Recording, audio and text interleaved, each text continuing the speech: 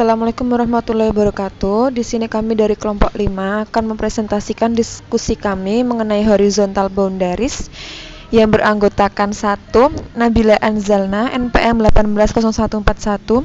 Yang kedua ada Fiorentina Putri, saya sendiri yaitu NPM 180143. Yang ketiga ada Ilham Mubarok 180168, Pringgo Anggoro 180177, dan yang terakhir ada Desalva Gali NPM 180195. Di sini dari pengertian batasan horizontal atau horizontal boundaries, yaitu mengidentifikasi kuantitas dan jenis produk yang diproduksi perusahaan, tetapi juga perluasan perusahaan dengan pembelian atau akuisisi produk serupa. Penentu batas horizontal perusahaan yaitu adalah skala ekonomi, ruang lingkup, dan ekonomi pembelajaran. Selanjutnya kita akan mempelajari mengenai economies of scale dan economies of scope yang akan dijelaskan oleh teman saya, Ilham Mubarok.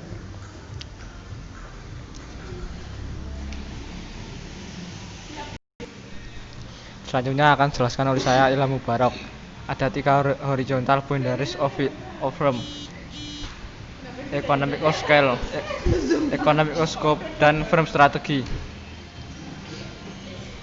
Economic of scale: semakin banyak volume output, maka biaya rata-rata produksi semakin kecil sehingga keuntungan semakin besar. Economic of scale atau bisa diartikan sebagai situasi di mana output yang dihasilkan atau didapat oleh perusahaan bisa 2 kali lebih banyak dari sebelumnya tanpa membutuhkan biaya sebesar 2 kali lipatnya. Economic of scope: economic of scope apabila perusahaan menghasilkan beragam jenis output, maka biaya rata-rata produksinya akan semakin kecil. Economic of scope ada situasi di mana joint output dari satu perusahaan lebih besar dibandingkan dengan output yang akan dicapai oleh 2 perusahaan berbeda yang memproduksi barang yang sama, atau singkatnya di mana satu perusahaan memproduksi lebih dari satu jenis barang.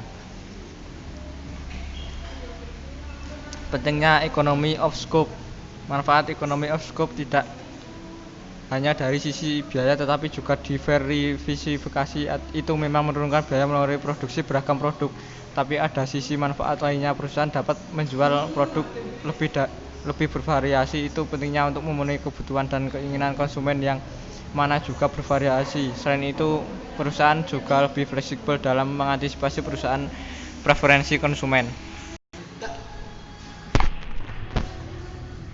Dengan menjual beragam produk, perusahaan mengurangi resiko pelemahan permintaan di salah satu lini.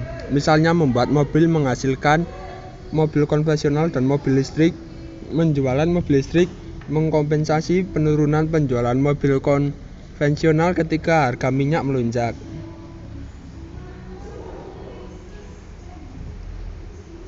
Selanjutnya, menghitung economies of scope.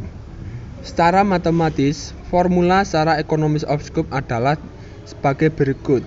Contoh adalah gambarnya, yaitu A adalah biaya untuk memproduksi produk A secara terpisah, B adalah biaya untuk memproduksi produk B secara terpisah, A plus B adalah biaya untuk produksi produk A dan produk B secara bersama-sama.